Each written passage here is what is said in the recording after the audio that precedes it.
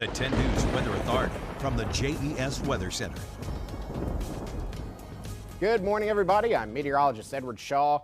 Looking at the chance for a stray evening thunderstorm here or there throughout the region, but overall, very minuscule chances of any kind of rainfall later today, giving way to it's going to be a nice day. Plenty of sunshine for your Sunday.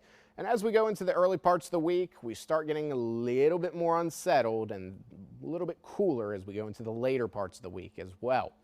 Overall this morning, radar's nice and clear. A little bit of fog on the ground this morning, but nothing that's not going to burn up here within the next hour or so. But as we go into the later parts of the day, going to start heating up significantly, and you'll see where some of those isolated pop-up showers start forming later on today. 1 p.m. we're about 90 degrees, getting up to about 92 by 3. And you'll notice we start seeing little isolated cells popping up here and there. These are just going to be very quick hitting cells that would go in through the area. Not expecting anything widespread, at least not within our area. Further to the east, however, out towards the I-95 corridor, bit of a different story. As for what we're going to see later on tomorrow morning, about 72 when we wake up, about 5 a.m. And getting into the mid-morning to late morning hours, we're going to have plenty of sunshine and temperatures within the 80-degree margin. Rain chances for the next few days are going to be quite widespread as we get into the middle parts of the week. About a 60% chance of rainfall and most of the area experiencing rainfall on Wednesday.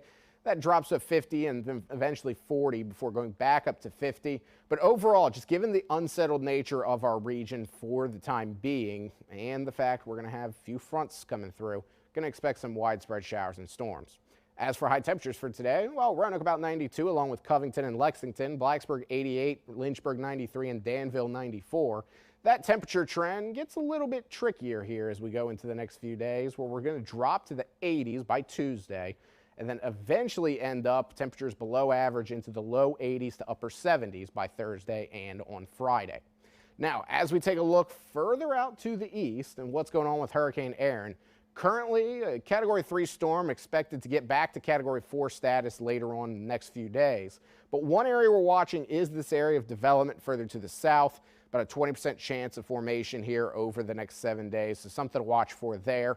But your next 7 days going to be filled with quite a bit of rainfall and temperatures plummeting into the 80s and 70s. Abby?